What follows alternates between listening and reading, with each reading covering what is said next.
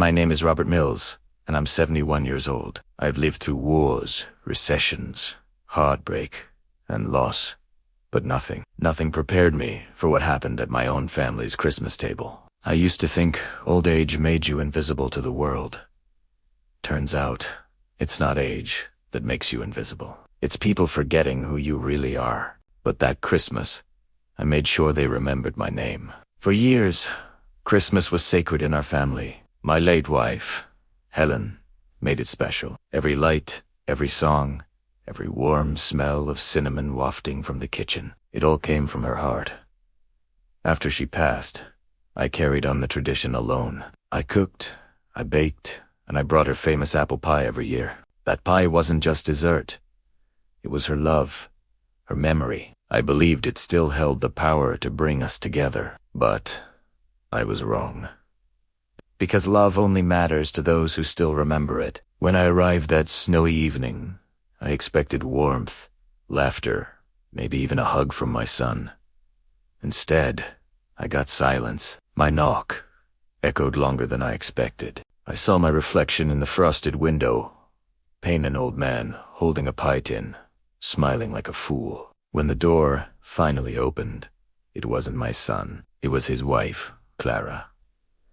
Her smile looked like a curtain, polite, forced, and fragile. "Oh, Robert, you made it," she said. No warmth, no joy, just words. That was my first sign. Love had left this house a long time ago. Inside, the table looked straight out of a magazine. Tall candles, gold plates, napkins folded like swans. But one thing was missing.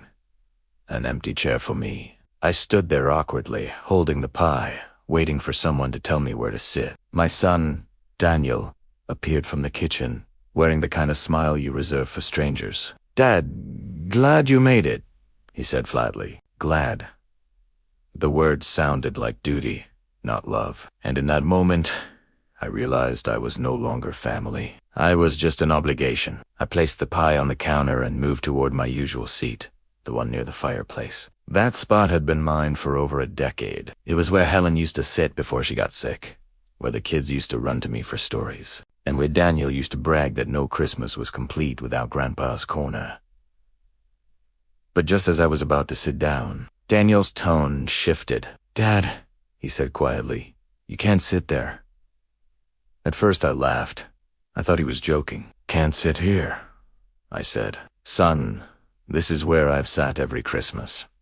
But his face stayed cold. He walked closer and placed his hand on my shoulder. "That seat's for Clara's father," he said. And before I could react, he pushed me aside. Not hard, not angry, but enough to make my heart drop. Sometimes, betrayal doesn't come from strangers. It comes from the hands that once held yours. My eyes met Clara's. She didn't say a word, but I could see satisfaction in her silence. Her father walked in moments later, shaking Daniel's hand, taking the seat that was once mine. My son smiled wider for him than he had all night. I stood there for a few seconds, the pie still cooling on the counter, trying to find my breath. Finally, I took a folding chair from the corner and sat near the wall, away from the light, away from the laughter. They thought they'd pushed me out, but really, they pushed me awake. Dinner went on like nothing happened. They laughed, they toasted, they told stories about money and success, while I sat quietly, nodding when someone remembered I existed. The kids opened their presents, and I smiled through the ache. Every word they spoke sounded distant, like I was watching a movie I didn't belong in anymore. Sometimes silence is louder than shouting, and that night, mine was deafening. When the meal ended, no one asked me to stay. No one helped me with my coat. Daniel hugged his father-in-law, not me. I left without saying goodbye. The snow fell harder now, melting on my skin as I walked back to my car. My reflection in the window looked older than ever, but my heart, it didn't feel weak. It felt alive, because when they pushed me away, they handed me the power to change everything. What I did next, well, let's just say, it was a Christmas they would never forget. And it all started with a simple question. What do you do when your own family treats you like a ghost? Stay tuned for part 2 to find out how I took back my name and my dignity. That night, as I drove home under the falling snow. I realized something. They'd taken away my seat, but they couldn't take away my strength, my pride, or my name. And what I did after that Christmas, well, that's what no one in that family saw coming. Because I wasn't done. Not even close. When I got home that night, I didn't turn on the lights. The house was quiet, the kind of silence that makes you hear your own thoughts. I sat down at the kitchen table, still wearing my coat, the smell of that apple pie I brought filling the room. I hadn't even taken a bite. It sat there untouched, just like I had been all evening. For the first time in years, I didn't feel old because of my age. I felt old because of how small they made me feel. And yet, beneath the sadness, something began to stir. It wasn't anger, but clarity. Because when pain clears your heart, truth finally finds space to move in. I looked around the house, the photos on the mantle, the framed picture of my son Daniel as a little boy with frosting on his face, the anniversary card from my late wife Helen, the half-lit Christmas tree I'd decorated alone. Every piece of this place told a story of love given freely, not love earned. I'd worked 40 years to give my family a life I never had. I was a bank manager once, proud and steady. I made sure Daniel went to college debt-free, helped him buy his first house, and even co-signed a loan for his business when no one else believed in him. But sometimes, the people you lift the highest are the ones who forget who gave them wings. I poured myself a cup of coffee, though it had gone cold before I even tasted it. My mind kept replaying the moment his hand pushed against my shoulder. Not for the physical act, but for the meaning behind it. It wasn't just get out of this chair. It was get out of our lives. And maybe that was what hurt the most, not that he pushed me, but that it came so easily to him. I see no remorse, just convenience. That's when I realized his push wasn't sudden. It had been building for years, and I just hadn't wanted to see it. I started to see everything differently that night. The distant phone calls. The way his wife Clara spoke to me like I was an obligation, not family. The forgotten birthdays. The polite smiles at Thanksgiving that never reached their eyes. It had been there all along, the slow erosion of love. And I had been blind to it because I believed that no matter what, blood was thicker than pride. But sometimes, pride wins. And when pride wins, family loses. Every single time. I sat by the window for hours, watching the snow pile against the driveway. My neighbors' houses glowed with laughter and lights. Shadows moving behind curtains as families celebrated. Mine was dark, silent, hollow. I used to think Christmas meant being surrounded by family. Now I understood Christmas was about who remembered you when you had nothing left to give. That night, I promised myself I would stop begging to be remembered, because sometimes the best gift you can give ungrateful people is your absence. The next morning, I woke up early, still wearing yesterday's clothes. My bike had said, but my mind was sharper than it had been in years. I opened my old desk drawer, the one that held all my documents, letters, and most importantly, my will. I had written it years ago, right after Helen passed. Back then, everything went to Daniel and his family. Every dollar, every property, every insurance policy. I thought I was securing their future. But as I read it now, I realized I had given everything to people who didn't see me as part of theirs. That's when I decided Christmas wasn't over it. It was just beginning. I spent the day making calls quiet. Patient calls. I contacted my attorney, an old friend, and a few business partners I hadn't spoken to in years. I owned more than Daniel ever cared to understand. 2 rental properties, stocks I'd held since the 80s, and a small share in a company that had just gone public. I never flaunted it because I believed wealth meant nothing if your heart wasn't right. But that day, for the first time, I realized wealth could have a different purpose.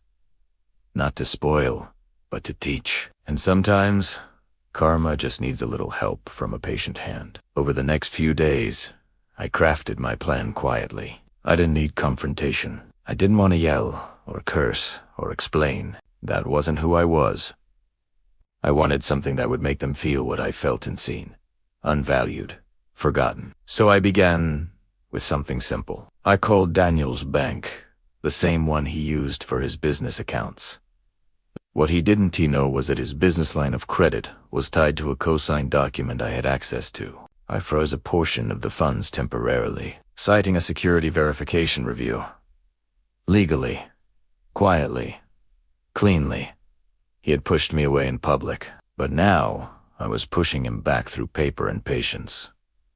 2 days later, I got a call. Daniel's tone was different, tight, anxious. "Dad," he said, "something's wrong with my account. I can't make transactions."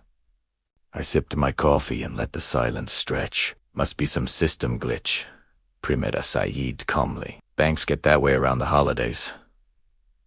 He didn't know I was the reason. He didn't know I'd started reclaiming my seat not at the dinner table, but in my own life.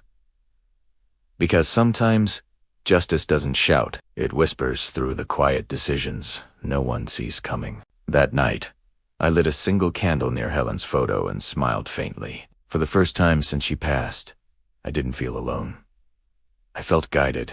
I knew she'd never want revenge, but she would want respect.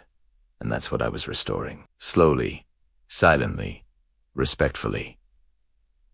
My way. He took my chair, but he couldn't take my dignity. And now, he was about to learn what happens when a man reclaims it. My actions weren't driven by hatred, but by a cold, hard clarity. The kind only heartbreak can truly deliver. Because love, when it's ignored, doesn't just vanish into thin air. It transforms, it solidifies into truth. It crystallizes into justice. And in my 71 years on this earth, I learned one very simple rule of life. When you betray someone who once protected you, the world always finds a way to balance the scales. And for my son, Daniel, that balance was only just beginning to shift. The following week, silence. I didn't hear from Daniel.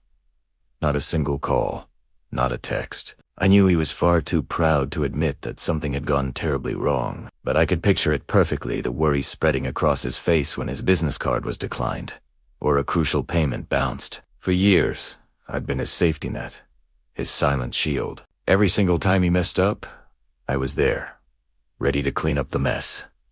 But not this time. This time, I let the silence do the work for me. I knew he'd call eventually, when the panic grew heavy enough to crush his pride. Because silence, when you use it wisely, becomes the sharpest, most undeniable form of truth. I started keeping a small notebook on my desk. Every morning, I would write a single sentence in it, a reminder, a renewed sense of purpose. Don't let them forget your worth.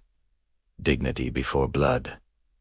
Helen wouldn't want bitterness, only balance. Those words became my quiet armor. They steadied my hand whenever doubt tried to creep in. They reminded me that what I was doing wasn't revenge. It was restoration. I wasn't trying to hurt my son. I was simply returning his own choices back to him.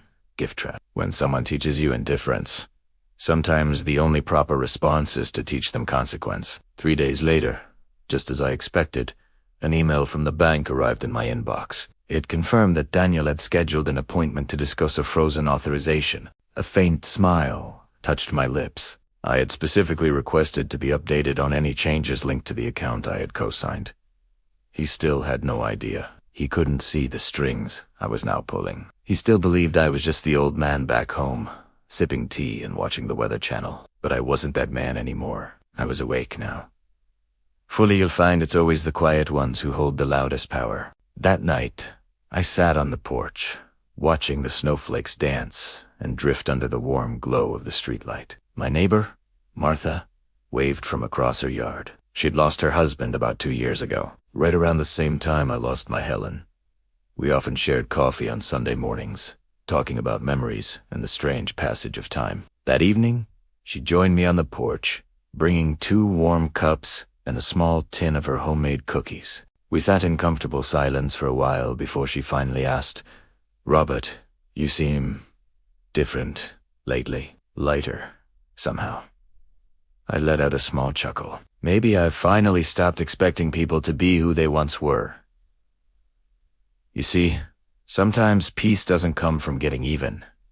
It comes from getting wiser. After Martha left, I thought about how kindness and cruelty so often coexist in the same world, even under the very same roof. I remembered Helen's words from years ago, after one of Daniel's early mistakes. She had said, "You'll learn one day that love isn't free. It has to be given back." At the time, I'd brushed it off as just a mother Isadisa, but now it sounded like a prophecy. And maybe she was right. Maybe this was his lesson, one delivered not through loud, angry shouts, but through quiet, inescapable consequences. Love that's taken for granted eventually demands its tuition. The very next morning, I decided to visit Daniel's office, not to confront him, not to cause a scene, but to simply see what kind of man he'd become when he thought no one was watching. I wore my old gray coat, the one Helen always said made me look like a man of patience. When I walked in, the receptionist greeted me politely, completely unaware of who I was, and through the glass doors of his office, I could see Daniel pacing back and forth, phone pressed tightly to his ear. He looked frustrated, his gestures sharp and angry. I could read his body language like a book, stress mixed with a heavy dose of arrogance, the kind of attitude that builds when money suddenly stops obeying your commands. It's funny how quickly confidence fades when comfort disappears. I didn't go in. I just stood there for a few minutes, long enough for him to notice me through the glass. Our eyes met for just a moment. His expression flickered confusion, discomfort, and then something that looked an awful lot like guilt. Egabe a weak, half-hearted wave, then quickly turned away, pretending to be engrossed in his call. I smiled, gave a polite nod to the receptionist, and left. I didn't need to say a single word. Sometimes, your mere presence is enough to make someone nervous, especially when they know exactly what they've done. You don't always need to speak to remind someone that they owe you respect. That night, I pulled out my will again, but this time, I started rewriting it. Line by line, not with bitterness, but with careful precision. One added a few new names: Martha's grandchildren, the local veterans home, the community library where Helen used to volunteer. I wanted my legacy to go to places where gratitude still existed. Daniel and Clara's names didn't vanish entirely, but their share changed. Significantly. I left them enough to live, but not enough to gloat, enough to remember, but not enough to repeat the same mistakes. True justice isn't about taking everything away from someone. It's about giving them exactly what they have earned. A week later, the phone finally rang. It was Daniel. His voice was strained, cracking with a forced sense of calm. "Dad," he said, "we need to talk." I replied gently, my voice even. "Of course." "Son, you sound troubled." There was a long pause on the other end before he said, "It's about the account. They said there's some authorization hold that needs your approval." I leaned back in my chair and looked out the window at the snow, which was still falling softly. "Well, Daniel," I said softly, "you've been so keen on handling things on your own lately. Maybe it's time you figured this one out, too." The silence that followed said more than any argument ever could. When pride builds walls, sometimes humility has to be the one to knock them down, and sometimes that knock has to come from the outside. It truly means the world. "See you next time." He tried to explain, to steer the conversation towards sympathy. "Dad, I didn't mean what happened at Christmas. Things were just tense." I managed a faint smile. "I know, son. Don't worry." My voice was calm, gentle even, but the lesson wasn't over. Forgiveness is one thing, but restoring respect is something else entirely. I wasn't interested in apologies that came from desperation. I wanted understanding that grew from reflection, because sorry means nothing if it's only spoken when the bills stop clearing.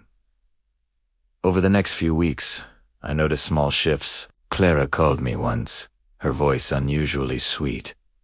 "Hi, Robert. Just checking on you."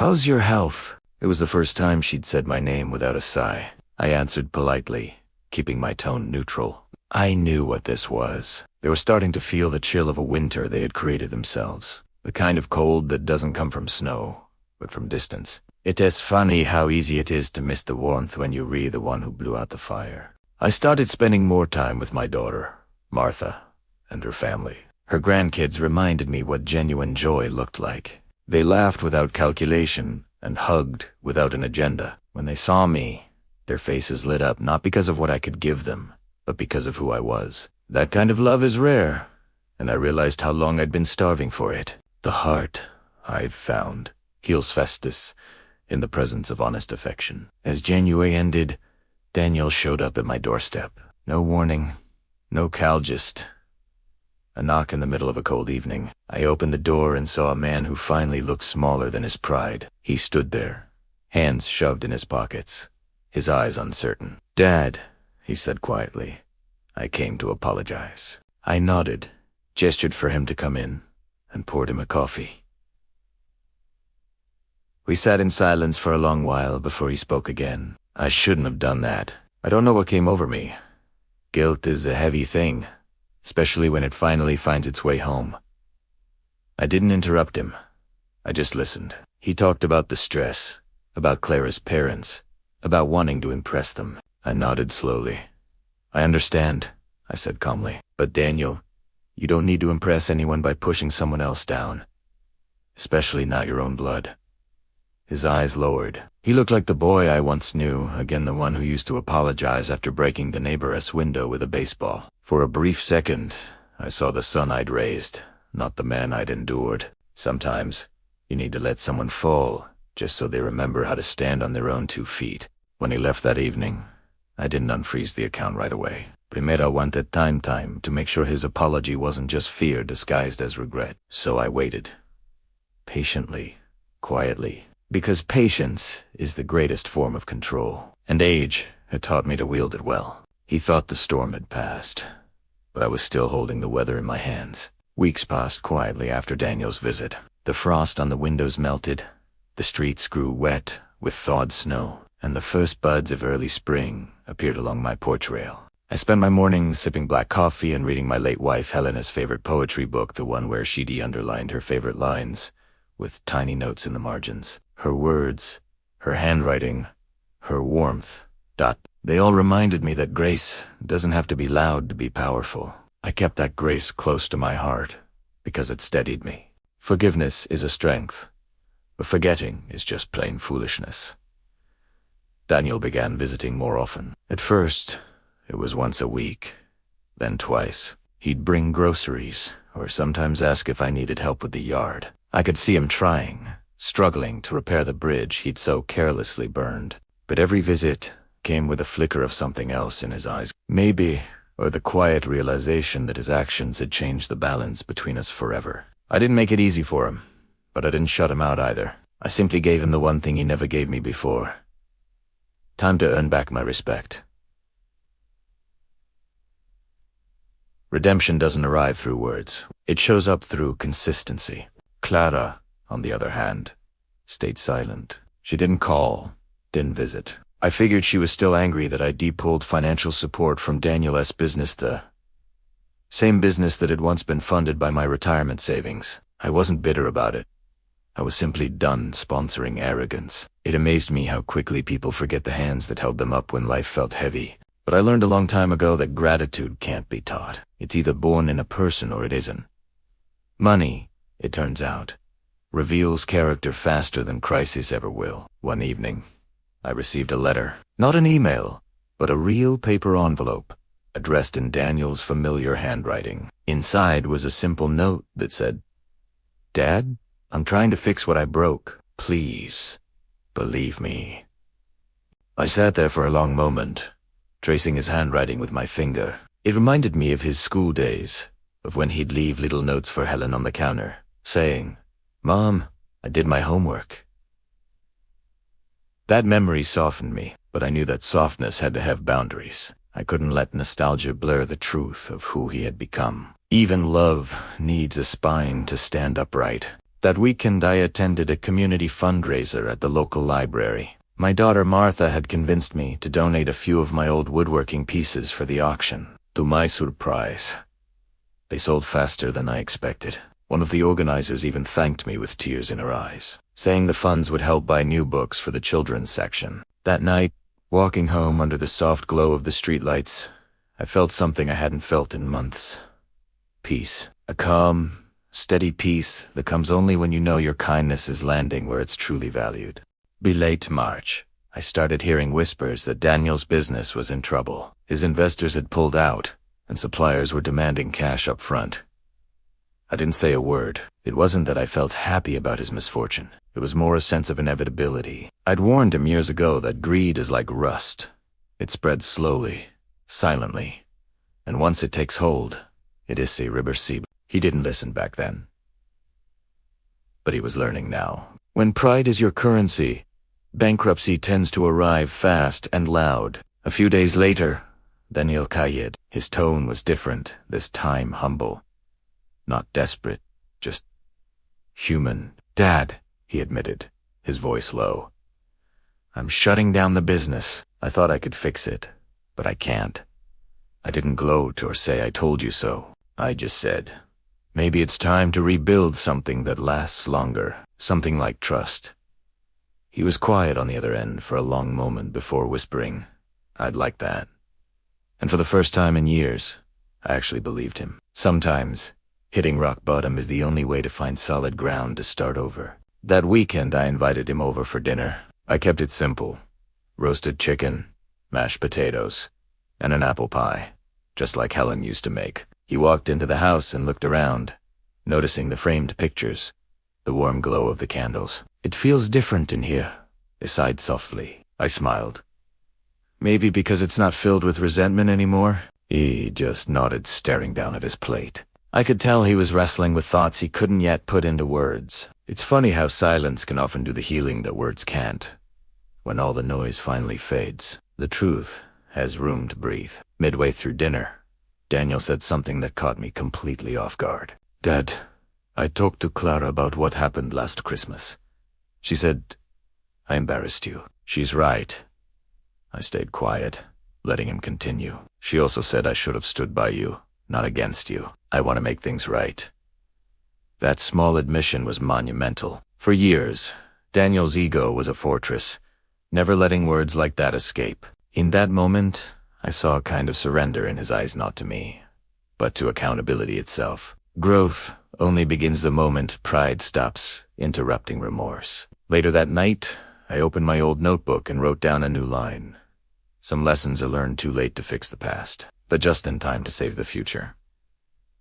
I didn't know if this change in Daniel would stick, but I hoped it would, because even broken bridges can be rebuilt, as long as both sides finally decide they want to meet in the middle. Healing isn't about going back to what was, it's about creating what should have been all along. Then, in early April, Clara called. Her voice was softer than I'd ever heard it. "Mr. Mills," she began, and I noticed she hesitated before saying my last name. "I just wanted to apologize. For Christmas. For everything." I could tell those words didn't come easily to her. "Thank you," I said simply. "That means more than you know." There was a short pause before she added, "Daniel told me you've been helping at the library and the veterans' home. I think that's wonderful." I smiled to myself. Maybe, just maybe, empathy was finally finding its way to their doorstep. When grace moves quietly, its echo can still be surprisingly loud. The weeks turned into months, and my life settled into a gentle rhythm. Morning walks, wood carving, coffee with Martha, volunteering. Each day brought a quiet joy I hadn't felt in years. I realized I didn't need grand apologies anymore. The universe had balanced the scales in its own quiet way. My son had seen firsthand what pride could destroy and what humility could rebuild. I didn't have to teach him that lesson anymore. Life had done it far better than I ever could. Time is the best teacher, and its only currency is the truth. One Sunday evening, Daniel and Clara showed up at my door, holding flowers in a small box. "Dad," Daniel said, a nervous smile on his face. "We thought you'd like this." I opened the box. Inside was a framed photograph of Helen, beautifully restored. Beneath it, a small brass plaque read, "Forever at the table of our hearts." Primedasta read at it, a lump forming in my throat. For the first time since that awful Christmas night, I felt a knot deep inside me finally, fully unclench. When remorse meets remembrance, peace finally finds a seat at the table. I invited them in.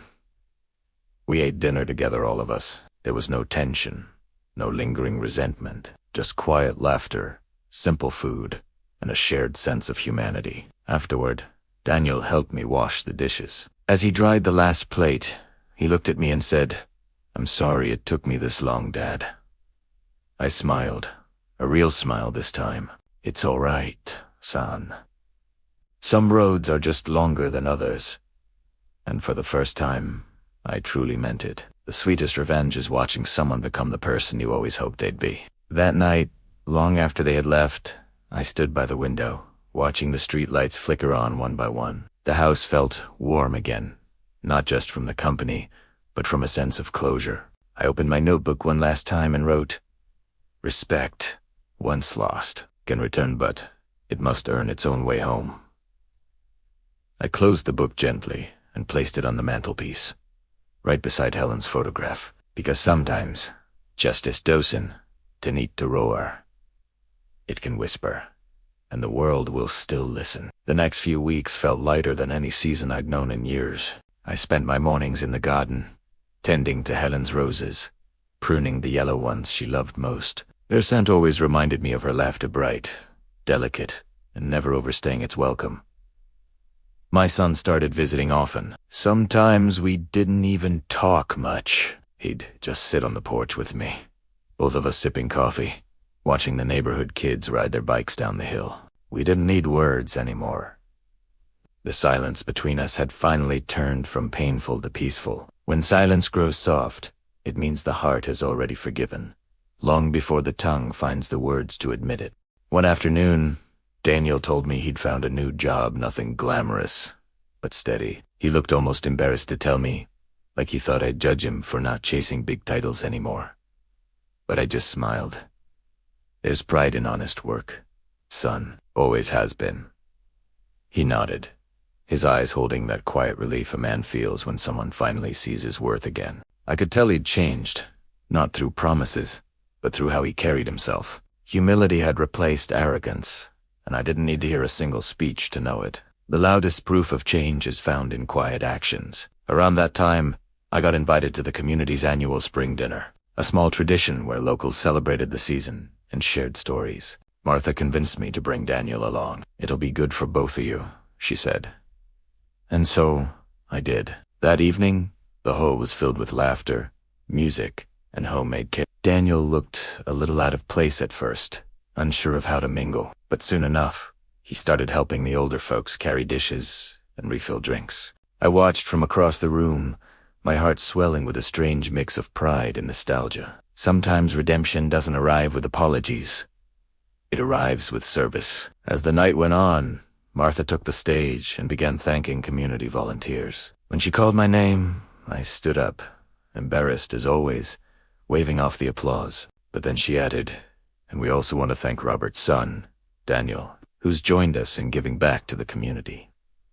The crowd clapped again. I saw Daniel's face turn red, but there was a small smile there too. For the first time, I saw him not as the boy who pushed me away, but as the man who was finally learning what it meant to stand beside me. The cycle of hurt breaks the moment humility takes its place at the table. After the event, Daniel and I walked home together through the cool night air. The moonlight painted silver lines on the road, and the sound of crickets filled the quiet spaces between us. "Dad," he said softly, "I didn't realize how much I'd lost until I saw what you had. People who respect you, care about you, and trust you." I looked at him and replied, "Son, those things don't come easy. You earn them by showing up, not by demanding them."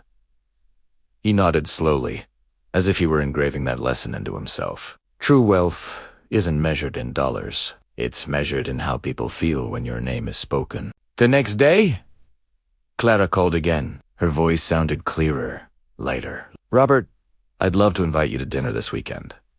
Just the three of us. No big gathering, no tension, just our family." I paused for a moment, surprised, but then said, "I'd like that." Saturday came, and I arrived with a basket of bread and a bottle of cider. The table this time had a seat ready for me, a real one, right next to Daniel. "That's your place, Robert," Clara said kindly. I smiled, not out of pride, but out of relief. When respect returns, it rarely knocks twice, so open the door when it does.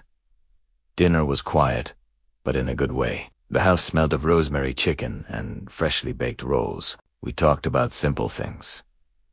The weather, neighbors, new recipes. For the first time in years, I didn't feel like an outsider looking in. After dinner, Daniel brought out the pie dish I'd left behind that cold Christmas night. "We never returned this," he said, holding it gently. I chuckled. "Keep it.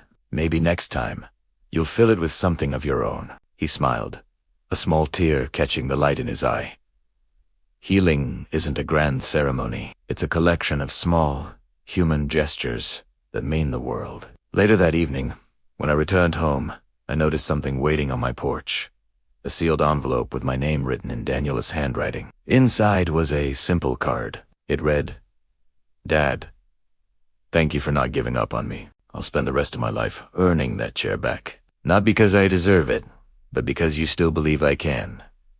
I sat there in my porch for a long while. The night quiet around me. The air heavy with memories of every Christmas past. Sometimes the apology you wait years to hear finally arrives in the silence between two hearts. Over the next month, Daniel began helping me with Helen's garden. He'd kneel in the dirt beside me, careful not to step on the tulips, and ask questions about pruning and soil. "Mom always made this look easy," he said one day.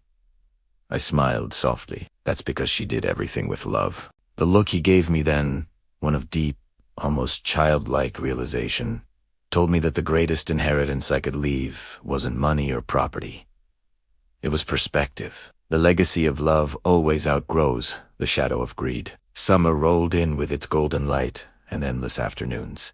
Daniel's kids, my grandkids, started visiting again. They ran through the yard, laughing, chasing each other with bubbles, their joy stitching together all the broken threads of our family. I sat back in my chair, watching the scene unfold, feeling a peace that was years overdue. I didn't need to say anything. I didn't need to prove anything. The balance had restored itself naturally. Life always finds a way to repay kindness. Sometimes it just takes the long road home. One Sunday evening, as we sat together on the porch, Daniel turned to me. "Dad," he said quietly, "I was so wrong that day at Christmas. I thought I was protecting my pride, but I was just throwing away my roots." I nodded, not with anger, but with grace. "We all lose our way sometimes. Son, the important part is finding your way back before it's too late." He exhaled deeply, like a burden finally lifted from his shoulders. Some lessons break you before they rebuild you, and that's how you know they're real. "We appreciate you being here."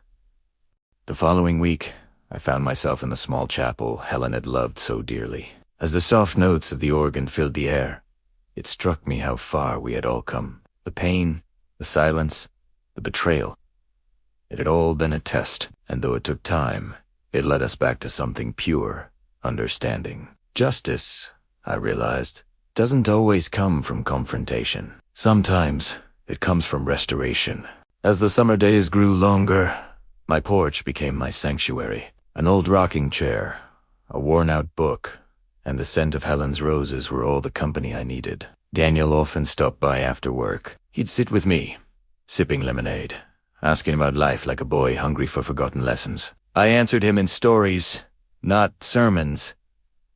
Experience speaks loudest when wrapped in humility. The best wisdom doesn't need volume, it just needs presence. One evening, he brought something unexpected notebook. "Dad," he said.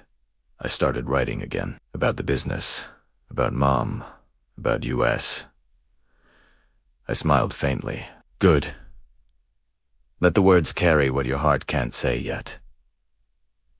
He flipped to the first page. The title read, "What I Almost Lost in That Moment." My throat tightened. The same son who once pushed me away was now writing about what truly mattered. Life has a way of circling back with poetic precision, handing you a pen to rewrite what pride once erased. Daniel's business failure, eat turn it out, was the best thing that ever happened to him. He found honest work managing a local supply company. He liked it there, so the people treated him like family. "They listened to me, Dad," he told me once with a grin. "Not because of my title, but because I treat them right." I laughed quietly. "That's the trick, son. You can't demand respect. You live it until it finds you. A lesson finally carved deep enough to stay. Real power isn't about control. It's about consistency." That fall, the community center announced its Thanksgiving charity dinner. The same hall that once echoed with my loneliness now buzzed with laughter. Martha insisted I bring Daniel. "He's part of the story now," she said. "People should see how far he's come." When we arrived, the room was filled with warmth. Daniel helped serve plates, cracked jokes, and mingled with the same people who'd once pitied him. The world, I've found, respects those who rise with grace, not those who climb on others' shoulders. Later that evening, the organizer called me to the front. "Robert," she said, "you've taught this community something priceless. Forgiveness through action." I turned to see Daniel in the back of the room, his eyes wet but proud. The applause wasn't just for me, it was for both of us. For the bridge we rebuilt. In that moment, I didn't feel like an old man who'd been pushed aside. I felt like a man who'd quietly taken back his dignity without raising a single voice. The calmest revenge is letting time prove your worth, louder than anger ever could. After the dinner, Daniel and I walked home in the crisp autumn air. "Dad," he said suddenly, "I used to think you were weak for not fighting back that night. But now, I see you were stronger than all of us." I smiled, a mix of sadness and peace. "Strength doesn't always stand," I told him. "Sometimes, it sits quietly, and lets the world reveal its truth." He stopped and nodded, his breath visible in the cool air. For once, words weren't needed. Understanding had already done its work. The most powerful moments often come wrapped in silence. By December, Christmas decorations began to appear again. One afternoon, Daniel invited me over for dinner. "Same date as last year, Dad," he said. "But this time, no surprises, just family." I hesitated for only a second, then smiled. "I'll be there." When I arrived, something stopped me cold. The dining table looked familiar. My old chair, the one I'd been pushed away from, stood waiting for me. A name tag rested on the plate. Dad's seat. It's true what they say. The universe always returns what was unfairly taken, but only when you've learned not to crave it anymore. The meal was beautiful, not in its wealth, but in its heart. Laughter filled the air, warm and genuine. I looked around at the faces I once feared I'd lost, and I realized peace had finally come home, not through anger or punishment, but through quiet patience and faith in the long game of life. The sweetest victories don't come from vengeance. They come from restoration. As the evening went on, Daniel stood and tapped his glass. The room grew quiet. "Last Christmas," he began nervously, "I hurt the man who raised me. I let pride speak louder than love. And tonight, I just want to say thank you for not walking away." "Hey, Tournette, Dad, this chair doesn't just belong to you because you're my father. It belongs to you because you never stopped being one my eyes stung, but I stayed still, nodding once. When gratitude finally returns, it can wash away years of bitterness in a single heartbeat." The day of the Christmas dinner arrived, but not in my old home, not in that house once filled with laughter and now stained by betrayal. This dinner was at my new place, a smaller but warmer home nestled by the lake. The air outside was crisp, the snow reflecting a golden hue from the porch lights. I set the table myself. Simple, quiet, elegant. Only 3 plates were laid out, one for me, one for my late wife's framed photo, and one empty chair. That chair wasn't meant for anyone else. It was a reminder of everything I had finally let go. Sometimes, letting go is the best revenge. Just as I lit the last candle, my phone buzzed with a message. It was from my daughter. It read, "Dad, I'm sorry for what happened. He told me to make you leave. I regret it now." I stared at that message for a long while. The anger that once burned in me was gone, replaced by a quiet understanding. She, too, had been living under a shadow. Regret has a way of showing up when the lights go out and the truth finally comes knocking. Meanwhile, their own Christmas dinner was falling apart. A mutual friend later told me that my son and his wife had planned a grand party, expecting a perfect celebration. But a bank alert ruined their night. Their credit cards were frozen, investors withdrew their support, and the loan for their house collapsed. The very same house he once said was too small for their new life. Karma has its own way of setting the table. And that night, it made sure they tasted the same meal they had served Miko'd and Bitter. As I sat by my fireplace, I poured a small glass of wine and looked out at the quiet, frozen lake. I wasn't celebrating their downfall. I was celebrating my own peace, the kind of peace that comes only after the storm has passed. The kind of peace my wife would have wanted me to find. I whispered into the silence. "Merry Christmas, darling. I did what you would have done. I chose dignity. Sometimes the loudest revenge is silence, the kind that echoes in the hearts of those who betrayed you." Later that night, another call came through. It was my daughter again, her voice choked with tears, saying she didn't know where else to go. I didn't answer immediately. "You let it ring." Let it ring. Forgiveness doesn't always come just because it's asked for. It comes when it's earned, and she wasn't there yet. I set the phone down, took another sip of wine, and watched the firelight dance on the picture of my wife. Forgiveness may heal, but distance protects the healed heart. For the first time in years, I felt free not from responsibility, but from pain. I wasn't the man they pushed away from the Christmas table anymore. I was a man who had built his own. And while theirs crumbled under the weight of greed, mine stood strong, warmed by gratitude. True strength doesn't come from what you fight for. It comes from what you rise above. After that solitary Christmas, I found a quiet rhythm. Weeks turned into months, and with each passing day, the weight of the past lessened. I spent my time walking by the lake, rediscovering old hobbies, and slowly rebuilding not just my finances, but my sense of self. One afternoon, while sorting through old boxers, I found a letter from my wife, Helen, written years ago. "Remember," she wrote, "the heart always finds its way back to warmth. Just let time melt the frost."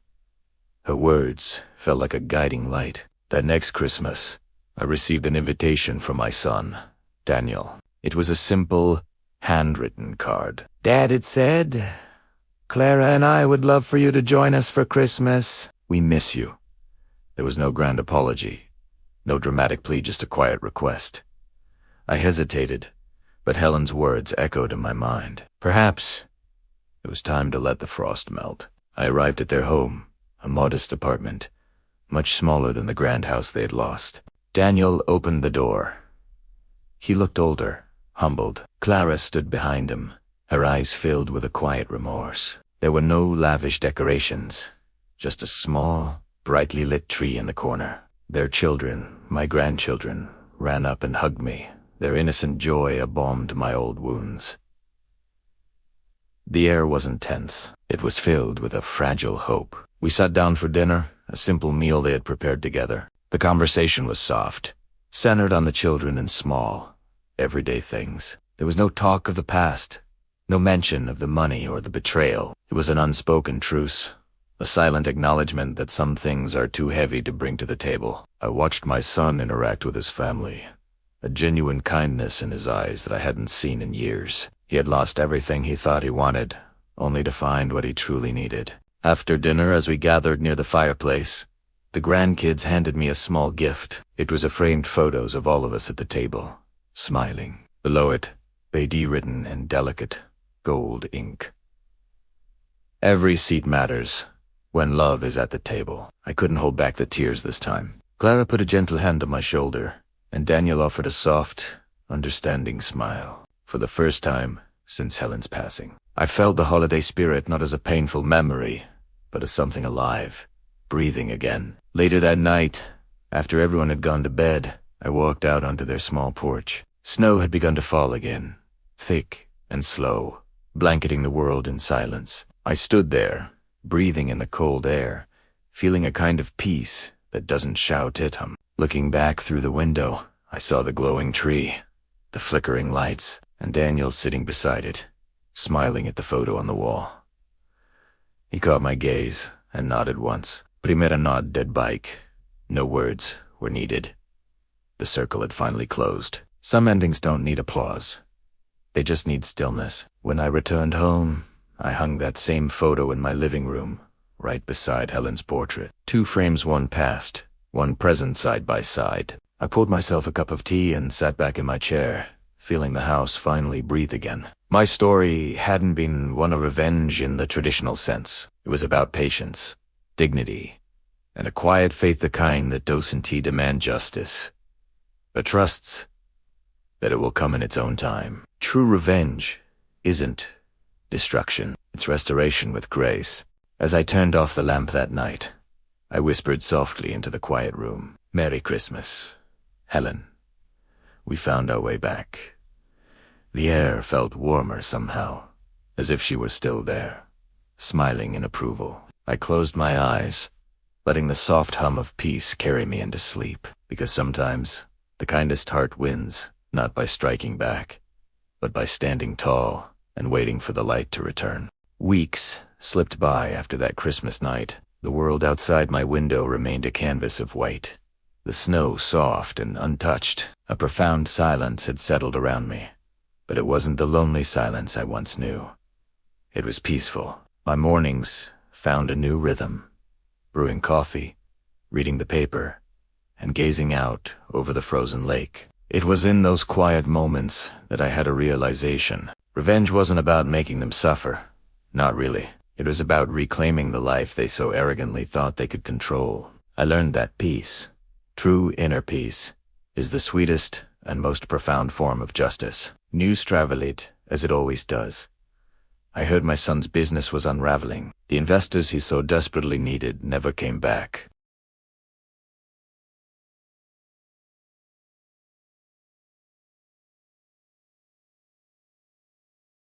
It's a hard lesson, but greed can build an empire, but it lacks the strength to keep it standing when the ground beneath it is shaken by truth. One cold afternoon, while I was filling the bird feeder in my yard, a familiar car pulled into the driveway. It was my daughter. She seemed smaller, not in stature, but in spirit, as if the weight of her choices was finally pressing down on her. She approached me, slowly, her eyes red and swollen from crying. She didn't speak at first, just extended a small, wrapped box towards me. I opened it carefully. Inside was an old photograph of me and her mother, taken when she was just a little girl, a memory from a happier time. "I found it in the attic," she whispered, her voice cracking. I wanted you to have it." I didn't say much. I just gave a small nod and a faint smile. I could see she was searching for forgiveness in my eyes, and perhaps she found a flicker of it there. But forgiveness, I've come to understand, isn't a gift you can just hand over freely. It's a bridge, and it requires both sides to build it, stone by stone. And some bridges, especially those broken by betrayal, take a very long time to rebuild. As our car disappeared down the road, I looked at the photograph again. My late wife's smile seemed to reach across the years, a silent reassurance that I had done the right thing. I went inside and placed the photos on the mantel, right beside the other one I kept near the fire. For a long time, I just sat there, watching the flames dance and flicker, casting long shadows across the room. In that fading light, I realized I had finally let go, not out of bitterness or a need for vengeance, but out of a deep and settled understanding. The path I chose had given me back something I thought was lost forever. My peace. That night, as the wind howled softly through the pines, I whispered into the quiet of the empty house, "Merry Christmas." Wherever you are, the world outside was still, and the stars above shone like tiny promises of a new tomorrow. There was no one sitting beside me at the table, yet, for the first time in a long while, I didn't feel alone. I had my memories, my dignity, and the profound satisfaction of knowing that I didn't need to destroy anyone to feel whole again. Sometimes, the best revenge is simply to live well, to find your own happiness, and let them wonder how you managed it. As the clock chimed midnight, I raised my glass one last time. 2 second chances, I said softly to the stillness. And 2 peace, the one gift no one can ever take away. Thank you for joining me on this journey. If this story resonated with you, please consider liking this video and subscribing to the channel for more content that explores the deeper side of life. Your support means the world. Until next time, take care.